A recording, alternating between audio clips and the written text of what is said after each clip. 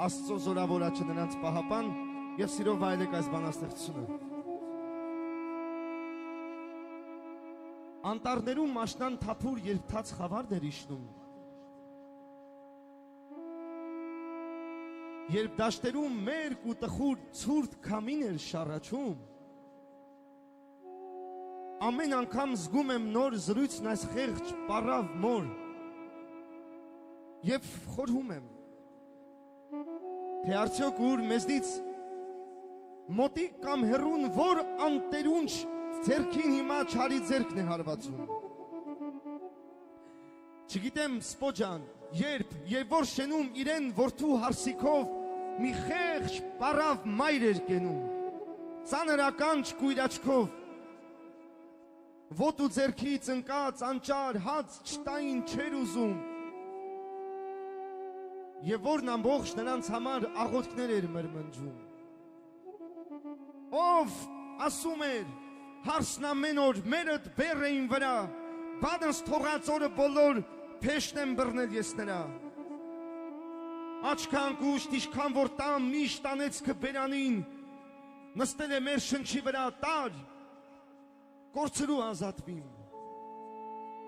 Այ կին, ինչ չար բան կխոսաս, մարդն էլ մորը հենց այսպես, չէ, կբարկանա Աստված վրաս, մեղա Աստծո, մեղա քեզ։ Բայց ամեն օր հարսն անողոր մամուսն ու սիրտն էր կրծում եւ խստաբար պահանջում էր իր չար կամքին գոհացում։ Ու մի օր էլ ճչաց, լացեց, պոկեց մազերը գլխից, վրա պրծավ, դուռը բացեց, թե մորը տարես տնից։ Թե ոչ հիմա դուրս կթռնի ու կձենե աշխարհում, թե մարդն իրան կյանք չի տալիս, թե ուրիշին է սիրում։ Թշվառ մարդն էլ ինչ արած, ճարը կտրած, անգութ հարսի աչքի առաջ պարկը գցեց ուսն առավ։ Գլուխը կոր ճամփան կավ, միտքը մռայլ ու խոլոր, սև ամպերից գիշերն ինչավ ճամփան մթին էր ու մոլոր։ Ուշ գիշերին հասավ անտառ, խոր ծմակում ծառի տակ, պարկը ձգեց, մորը անճար թողեց անտերում մենակ։ Աշնան քամին էր, հեծ կլտում, գայլն էր տալիս կալանչին, տղան ոտքը փոխեց, որ դառնա տուն,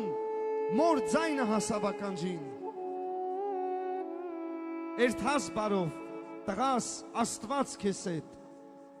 ոտքդ քարի թող չգա, տղաս